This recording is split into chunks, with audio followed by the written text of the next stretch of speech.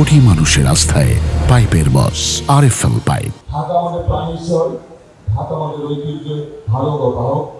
ঢাকাকে ঘিরে আগামী বাংলাদেশ, আগামী পর্যায়। এই ঢাকাকে আমরা একটি নিরাপদ ঢাকা চাই, ঢাকাকে একটি পরিচ্ছন্ন এবং বাসযোগ্য ঢাকা চাই।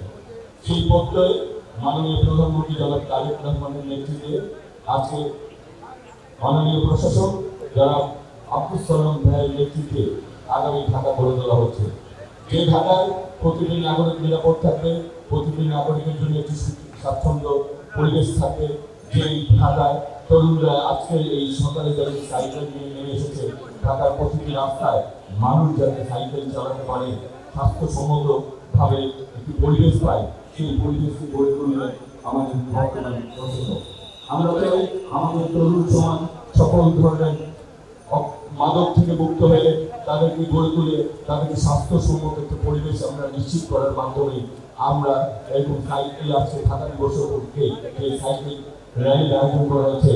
আমরা চাই ঢাকার প্রতিটি এলাকা, প্রতিটি রাস্তা সাইকেল চলার জন্য একটি নিরাপদ সড়ক হিসাবে গড়ে তুলে আমরা চাই আগামী ঢাকাকে গড়ে তুলতে, এবং সে তার নেতৃত্বে দিলেন আজকের প্রশাসক।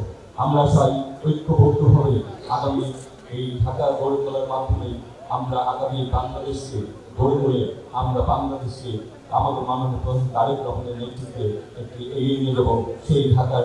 তাই আজকে একটি নিরাপদ, একটি সুন্দর, একটি পরিবেশ বান্ধব এবং নাগরিককে আমার উপযোগী করে ঢাকা সিটি গড়ে উঠবে সেই প্রত্যাশা রেখেই আজকের এই র্যালির শুভ উদ্বোধন ঘোষণা করছি।